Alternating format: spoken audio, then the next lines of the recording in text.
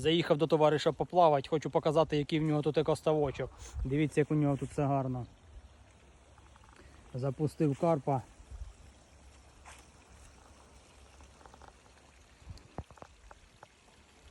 І все знаходиться біля лісу.